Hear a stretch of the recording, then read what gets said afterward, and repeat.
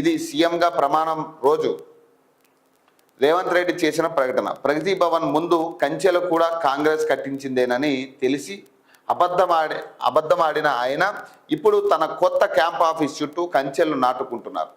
దుర్భేద్య కోటగా మార్చేందుకు ఏకంగా 9 కోట్లతో టెండర్లకు పిలిచారట. ఇక్కడ విషయం ఏంటంటే, ఇప్పుడు గతం సీఎంని ఎందుకు దించాల్సి వచ్చింది ప్రజలంటే ఈ కంచెల వల్ల ఒక కారణం అనుకోవచ్చు. అపాయింట్మెంట్స్ ఇవ్వకపోవడం, ప్రజల్ని కలవకపోవడం, నేరుగా ప్రజల్ని లోపల కనీసం వాళ్ళ సమస్యలు చెప్పుకోవడానికి ఒక వేదిక లేకపోవడం, వీటి వల్లే ప్రధానంగా ముఖ్యమంత్రిగా కేసీఆర్ని దించడం జరిగింది. మిమ్మల్ని ఎందుకు గద్దెనెక్కించారు? ప్రజాపాలన అని చెప్పారు. సరే, కొత్త పరిపాలన ఏమైనా తీసుకొస్తారేమో, 6 గ్యారంటీలతో నమ్మించే ప్రయత్నం చేశారు. ఇవన్నీ కూడా ప్రధాన కారణం. అందులో ఆ పార్టీ మీద అప్పుడున్న పరిస్థితుల్లో ఆ గవర్నమెంట్ మీద వ్యతిరేకత చాలా కీలకంగా కనపడింది. మళ్ళీ మీరేమైనా వచ్చిన తర్వాత నుంచి దాదాపు 3 ఏళ్ళు అవుతా ఉంది, 3వ ఏడు నడుస్తూ ఉంది. ఈ క్రమంలో మీరేమైనా కొత్తగా చేసిరంటే మీరు అదే పాత చింతకాయ పచ్చడిలాగా సేమ్ అదే ఫాలో అవుతూ ఉన్నారు. కొత్తగా ఏం చేయట్లేదు.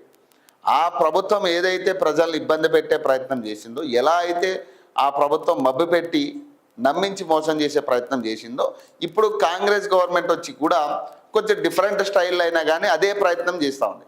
ప్రజల్ని గాలికి వదిలేసి, పరిపాలన గాలికి వదిలేసి, కేవలం మీ ఎజెండాల కోసమా, మీ మంత్రి పదవుల కోసమా, లేకపోతే మీ సొంత కుటుంబాల కోసమా, వీటి గురించే మీ ప్రయత్నాలు కనపడుతున్నాయి తప్పితే ఎక్కడా కూడా ప్రజలకు ఏం న్యాయం జరగాలి, అసలు 6 గ్యారంటీలు ఎక్కడి వరకు అమలయ్యాయి, అసలు 6 గ్యారంటీల విషయం ఏంటి అని ఏ రోజు కూడా ముఖ్యమంత్రి కావచ్చు, మంత్రులు కావచ్చు, ఏ ప్రెస్ మీట్లో కూడా కనీసం ప్రజలకు ఇదిగో ఈ కొత్త అంశాన్ని మేము చేరవేయిస్తున్నాం, ఇగో తొందరలో ఫలానా నెలలో ఇది అవ్వబోతా ఉంది అనే అంశాలు ఒక్క రోజు కూడా చెప్తారేమని చూస్తే కొత్త అంశాలు కాదు కదా, అసలు ఏమి లేదు.